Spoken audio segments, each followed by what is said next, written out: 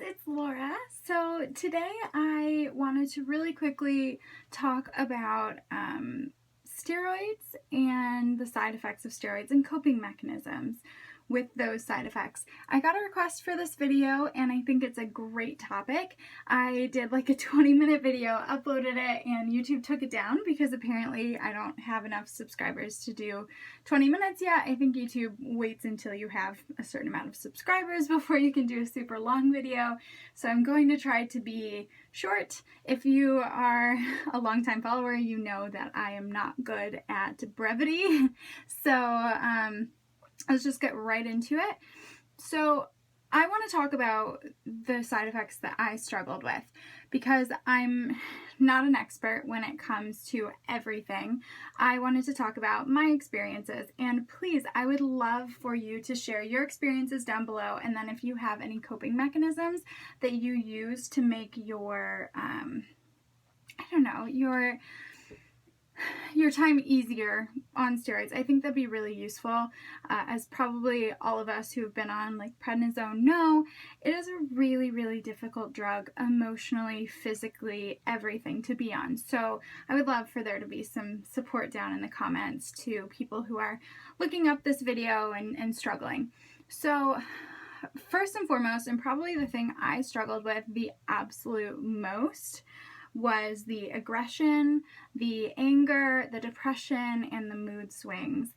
And now, if you know me in my personal life or you've even just watched my videos, I'm not an aggressive or mean person, but steroids change that about you. And so I remember just having this anger pent up inside of me, and it was the weirdest thing because if I thought a mean or aggressive thought, if I didn't act on it, there was something inside that felt so bad. Like it just felt like it burned until I let out that aggression. So one of the ways that I coped with this is I channeled that aggression in a different way. So I became obsessed with working out, with although I was really sick, I still could lift weights and I still could ride a bike. And so I would spend, I got a little obsessive.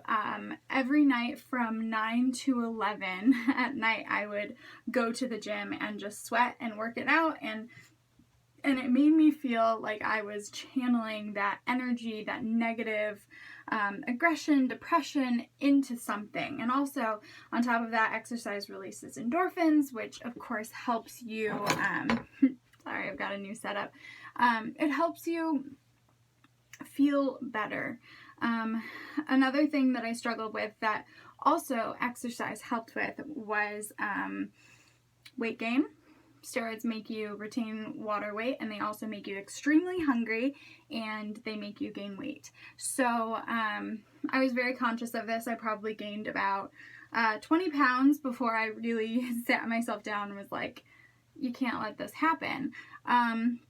So I'm lucky my mom was a dietitian for 20 years, so she really helped me get on a plan of eating, and she knew that I wanted to eat everything, but she helped me make healthy choices when I was eating, because steroids truly make you hungry all the time, as well as just helping me with an exercise plan. This helped keep the weight down, although I did have moon face very large, so it was kind of like a bobblehead type look. So those were a couple other things that I really struggled with. On top of that, I lost a lot of hair. That's something that is common with prednisone, and so my coping mechanism was to do a lot of non-breakage hairstyles, because it wasn't like I was losing hair from the roots, although I was, but what was happening was wherever I tied my hair up, it would end up just breaking off. And so I went from hair being down to here, like to up here, without ever cutting it. It just continued to break. So I did a lot of braids and a lot of no heat, no breakage styles. And also investing in a silk pillow really helped. And on top of losing hair, you start growing hair in places that you don't normally grow hair. So I was starting to get hairy on my face. And on top of like steroids doing all of this, there's the depression part of it, and looking in the mirror and seeing hair on your face that is now way large, it just contributes to it. So at first I had a mustache. I'm not gonna lie, I had like a full-on mustache. So at first I started bleaching it because I have very dark hair. It was very noticeable.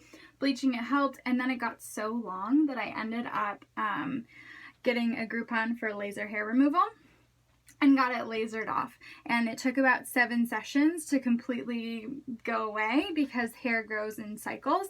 But it was probably one of the best things that I could have done for that, just because it kills the hair follicles and it does not allow hair to grow anymore. So that was something that really helped. I'm trying to think what else. The insomnia was also an issue. For many of you probably have experienced this, that steroids give you incredible energy at like the most inconvenient times. So for me, it was always before bed. I would start to get hyped up. I would lay in bed for hours. So my doctor prescribed me Ambien, and I took it a couple times and actually hallucinated on it. If you don't go to bed straight away, that can be a side effect of Ambien. So that scared me so much. They were not pleasant hallucinations. They were very scary. So I stopped taking that, and the gym also helped. That's why I went so late at night, to tire myself out. I also sometimes took Benadryl. Always ask your doctor before taking anything, but it just makes you sleepy, and so that kind of helped.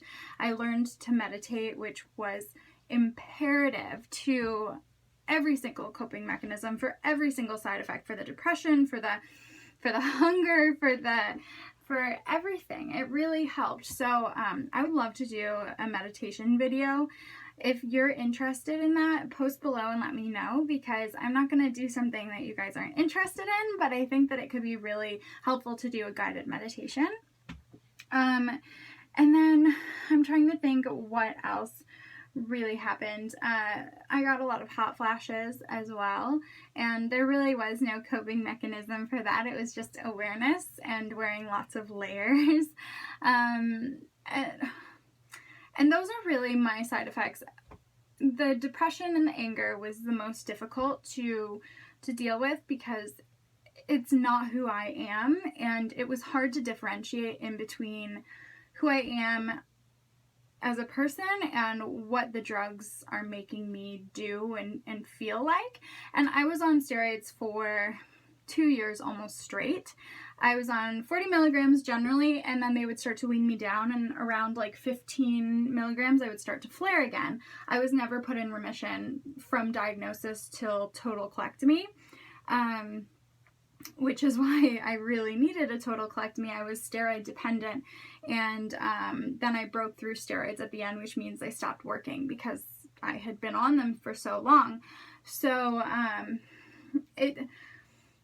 it was a long time of feeling these really terrible feelings, and I remember one time I did have a suicidal ideation, and that's something that's really hard for me to talk about, just because it's something that I don't think I'm prone to when I'm not on steroids, but it was something that I really needed to be open and honest with my family and with my therapist. And if you are having suicidal ideations, depression, anger, it is absolutely admirable to go find help, be it a therapist, be it, you know, your family, your friends, someone that you feel like you can trust, or even someone in the community of inflammatory bowel disease or whatever you have.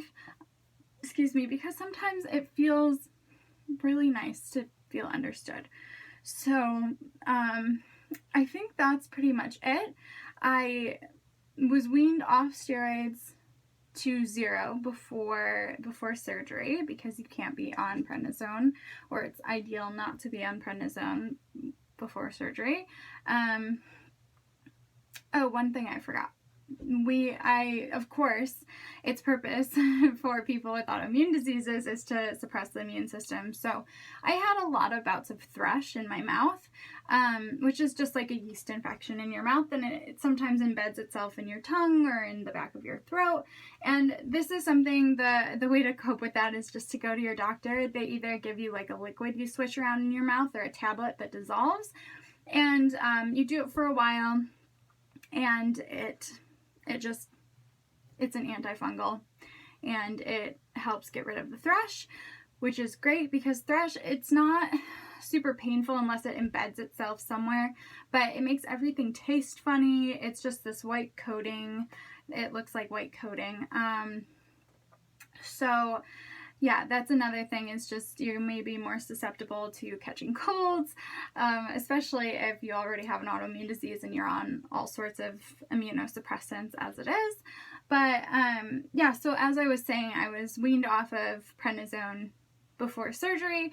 I had a very large flare, and it was a really rough week off of steroids, a really rough process to get off of steroids, because it was like a full-fledged flare where every single bowel movement was just complete blood, and it was really scary. It was during finals week, and I had to leave my final early and not finish because I had to run to the bathroom and go take a Vicodin, and it was a hard experience getting off of them, but I really want to look you in the eye before this is over and tell you that if you are struggling with who you are as a person because you've been on steroids for so long and you feel like you've turned into this monster, because that's how I felt, I can tell you right now that it's not you. And although you may be on steroids for a long period of time, it is not forever. And when you are weaned off, you will be yourself again. You will remember who you are as a person, and you will be able to be more empathetic through your experiences. So I hope this was helpful. I mean, I really just wanted to share my experiences, hear about your experiences. Please post below with any suggested videos. I'd like to do another Q&A, so if you have any questions that you'd like answered in that, let me know. And as always, I hope you guys are happy and healthy. Bye.